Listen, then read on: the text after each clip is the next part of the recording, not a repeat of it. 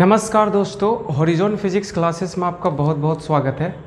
आज के इस लेक्चर में हम लोग बात करेंगे इलेक्ट्रिक डाइपोल पे, जो 12th क्लास के लिए बहुत ज़्यादा ही इम्पॉर्टेंट है।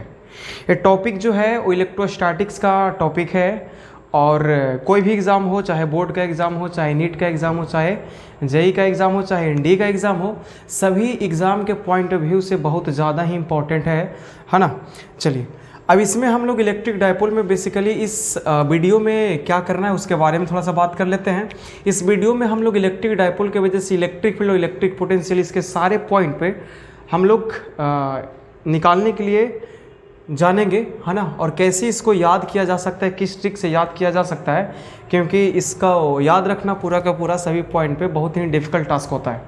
ठीक है, आप वीडियो के लास्ट तक बने रहेंगे और जिसमें आप जान सकेंगे कि एक छोटे से ट्रिक के द्वारा इसमें आप इलेक्ट्रिक फील्ड या इलेक्ट्रिक पोटेंशियल आप किसी भी पॉइंट पे जो है बहुत आसानी से निकाल सकेंगे। ठीक है, तो चलते हैं। तो इसमें सबसे हम पहले बताना चाहेंगे कि इलेक्ट्रिक डाइपोल जो है एक्चुअली में है क्या। ठीक है, तो इलेक्ट्रिक डाइपोल जो होता है वो 2 पॉइंट चार्ज का ए सिस्टम होता है, जिसमें इन दोनों पॉइंट चार्ज का मैग्नीट्यूड जो होता है वो इक्वल होता है और इनका साइन जो होता है वो क्या होता है, तो अपोजिट होता है। एक बात और इसमें जोड़ा जाता है कि इन दोनों चार्ज पार्टिकल को बहुत ही कम दूरी पे, फासला पे, सेपरेशन पे रखा जाता है। Then this system is called electric dipole. ठीक है, अब हम यहाँ से थोड़ा आगे बढ़ते हैं। इसमें एक टर्म यूज़ किया गया है, ज़रा से देखिएगा इसको, पी। इस पी को हम लोग बोलते हैं इलेक्ट्रिक डाइपोल मोमेंट कहते हैं। अगर हम बात करें कि इलेक्ट्रिक डाइपोल मोमेंट जो है वो होता क्या है, तो इलेक्ट्रिक डाइपोल मोमेंट जो होता है वो होता है मैग्नीट्यूड ऑफ चार्ज इनटू इनके बीच का डिस्टेंस। ठीक है, जहाँ पे क्यू जो है इन दोनों में से चार्ज का किसी एक का मैग्नीट्यूड है और डी जो है वो माइनस क्यू और प्लस क्यू के बीच का क्या है, तो दूरी है। तो ये जो है आपका क्या हो गया, डाइपोल मोमेंट हो गया, है ना। P इज इक्वल टू कितना P is equal to q into d. ठीक है, अच्छा, ये जो डाइपोल मोमेंट होता है वो एक वेक्टर क्वांटिटी होता है। ठीक है, अब इस डाइपोल मोमेंट का जो डायरेक्शन होता है वो हमेशा नेगेटिव चार्ज से पॉजिटिव चार्ज की तरफ होता है, मतलब कि इस डायरेक्शन में होगा। देखिए यहाँ पे आपको दिखाया गया होगा। ठीक है, इस पॉइंट को हम लोग यहाँ पे इस डाइपोल का बोल रहे हैं मिडिल पॉइंट या मिड पॉइंट है। ठीक है, यहाँ पे ढेर सारे आपको लाइन दिख रहा होगा, जैसे में इस लाइन को बोला जा रहा है वर्टिकल लाइन को, है ना। ये वर्टिकल लाइन है, 90 डिग्री का लाइन है ना। देखिए, इसको हम लोग बोलते हैं परपेंडिकुलर बाइसेक्टर या तो इक्वेटोरियल लाइन कहते हैं। ठीक है, इसको परपेंडिकुलर बाइसेक्टर इसलिए कहा जाता है क्योंकि इस लाइन को 90 डिग्री पे एंगल बनाते हुए इसको 2 बराबर भागों में क्या कर देता है, बांट देता है। ठीक है, इस वाले लाइन को हम लोग बोल रहे हैं एक्सिस ऑफ द डाइपोल। क्या बोल रहे हैं इसको, तो एक्सिस ऑफ द डाइपोल बोल रहे हैं। ठीक है, उसके बाद में एक आपका ये वाला लाइन है, जो ये जो लाइन है ना वो जनरल पॉइंट, किसी जनरल पॉइंट बी से पास कर रहा है। ठीक है, अब इसमें क्या करना ना, आपको इसमें पूछता है कि जनरल पॉइंट पे इलेक्ट्रिक फील्ड पोटेंशियल क्या होता है, इस इक्वेटोरियल लाइन पे या परपेंडिकुलर बाइसेक्टर पे इलेक्ट्रिक फील्ड एंड पोटेंशियल क्या होता है, और तीसरा जो पूछेगा वो पूछेगा कि एक्सिस ऑफ द डाइपोल पे इलेक्ट्रिक फील्ड और पोटेंशियल जो होता है वो क्या होता है। समझिएगा बड़ी बढ़िया से। ठीक है, मान लीजिए कि इसमें एक जनरल पॉइंट लिया गया है बी।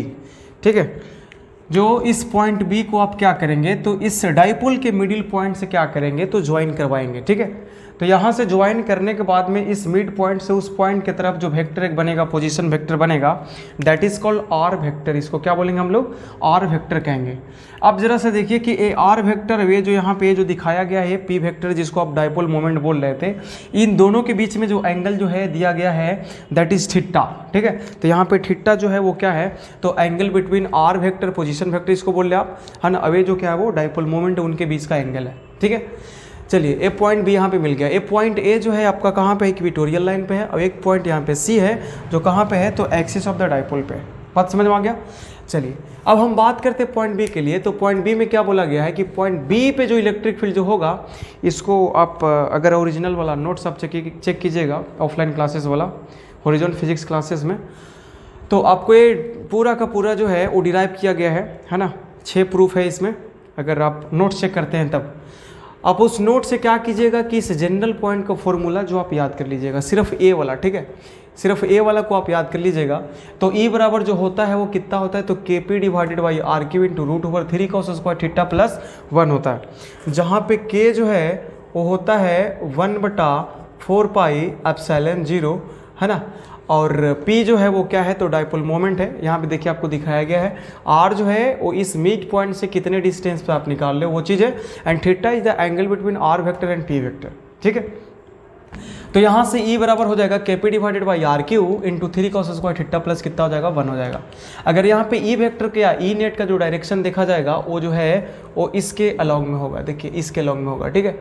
अब ये आप अगर प्रूफ सीखे होंगे तो यहाँ पे इलेक्ट्रिक फील्ड का 2 कंपोनेंट होता था। ये जो होता था वो E पैरेलल की वजह से होता था और ये जो होता था वो E परपेंडिकुलर की वजह से होता था, ठीक है। इस डाइपोल मेन डाइपोल को मतलब कि 2 कंपोनेंट में तोड़ा गया था, एक पैरेलल कंपोनेंट और एक परपेंडिकुलर कंपोनेंट। उनको करने के बाद में ये वाला निकल के आता है, that is called KP divided by are cube into 3 cos square theta plus 1, ठीक है। आप कुछ नहीं याद रखना है, बस जनरल पॉइंट पे याद कीजिए कि थीटा, एंगल थीटा और डिस्टेंस r पे जो इलेक्ट्रिक फील्ड होता है वो KP divided by are cube into √3 cos square theta plus कितना होता है, 1 होता है। ठीक उसी तरह से उसी पॉइंट जनरल पॉइंट पर जो इलेक्ट्रिक पोटेंशियल होगा वो होता है KP divided by are square into कितना होता है, तो cos थीटा होता है, ठीक है। चलिए सब कुछ बता दिया गया यहाँ पे। अच्छा, इसका वैल्यू आप लोग जानते हैं ना, ये कितना होता है, 9 इंटू 10 टू द पावर कितना होता है, 9 होता है। यूनिट लगा लीजिएगा साथ में, ठीक है। उसके बाद में हम बात करते हैं इस वाले पॉइंट पर कि इसका वैल्यू जो हम कैसे याद करेंगे, कहाँ से निकालेंगे। देखिए अगर हम इस लाइन को बात करें, देखिए यहाँ पे, तो अभी ये जो एंगल बना रहा है इस हॉरिजॉन्टल के साथ में जो एंगल बना रहा है, ये कितना एंगल यहाँ पे बना रहा है, तो थीटा भी एंगल बना रहा है, ठीक है।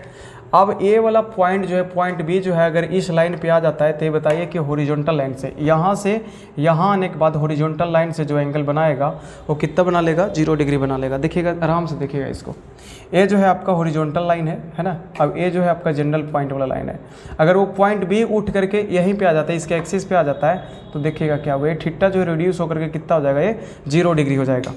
तो इस केस में क्या करना है आपको कि ऑन द एक्सिस पे अगर बात किया जाए then we have to put the value of theta else कितना, तो 0 डिग्री। तो यहाँ पे देखिए लिखा हुआ है कि इस एक्सिस पे, अगर एक्सिस पे हम बात करते हैं तो थीटा जो पुट होगा वो कितना पुट होगा, तो 0 डिग्री पुट होगा। कितना पुट होगा, 0 डिग्री पुट होगा। अब क्या कीजिए कि इस 0 डिग्री को आप ये दोनों जनरल फार्मूला में आप पुट कीजिए।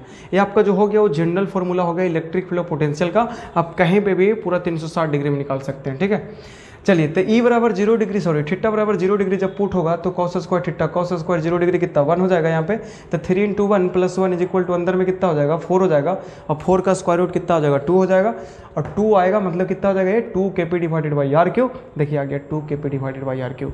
अतः हम कह सकते हैं कि electric field on the axis जो होगा वो कितना होगा, 2 KP divided by are cube होगा। आपको याद करने का जरूरत नहीं है, बस इस वाले फॉर्मूला को याद रखें, ठीक है। ठीक उसी तरह से अगर हम इस वाले में बात करते हैं, थीटा बराबर 0 डिग्री पुट करते हैं तो कितना हो जाएगा, cos 0 डिग्री का वैल्यू कितना हो जाएगा, 1 हो जाएगा। तो KP डिवाइडेड बाई कितना हो जाएगा, आर स्क्वायर। देखिए यहाँ पे लिखा हुआ है KP divided by are square, ये भी निकल चुका है।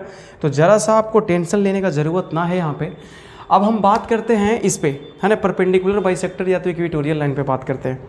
अब जरा सा देखिए आप यहाँ पे कि ए जो है आपका हॉरिजॉन्टल लाइन है ना, और ए जो था आपका क्या है, जनरल पॉइंट वाला है। इनके बीच में जो एंगल बनना था कितना बनना था, थीटा बनना था। अगर ये पूरा का पूरा वर्टिकल हो जाए तो ये बताइए कि इन दोनों वेक्टर के बीच में या तो इन दोनों लाइन के बीच में जो एंगल बनेगा वो कितना बन जाएगा, 90 डिग्री बन जाएगा। तो यहाँ पे आपको देखो लिखा होगा, यहाँ पे लिखा गया है कि थीटा जो है इस लाइन पे वो कितना डिग्री होगा, तो 90 डिग्री होगा। याद रखिएगा कि एक्सिस पे जो थीटा होगा कितना लेना है, 0 डिग्री लेना है। और परपेंडिकुलर बाइसेक्टर पे थीटा कितना लेना है, तो 90 डिग्री लेना है। अब इसमें थीटा को 90 डिग्री आप पुट कीजिए, ठीक है। तो cos स्क्वायर 90 डिग्री कितना, 0 हो जाएगा।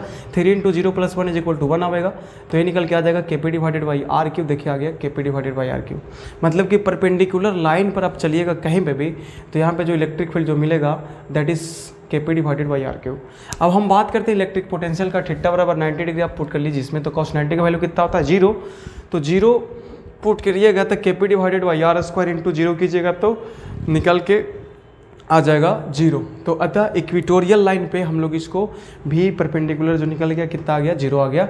इसलिए इस लाइन को भी बराबर 0 निकलने के बाद, है ना, के बाद में इस लाइन को बोला जाता है 0 पोटेंशियल लाइन कहते हैं। कितना कहते हैं, 0 पोटेंशियल लाइन इसको कहा जाता है, ठीक है। अच्छा, अब हम बात करते हैं इलेक्ट्रिक फील्ड के डायरेक्शन का, ठीक है। इसी तरह से आप कहीं पे भी आपको निकालना है, यहाँ पे भी निकालना तो निकाल सकते हैं।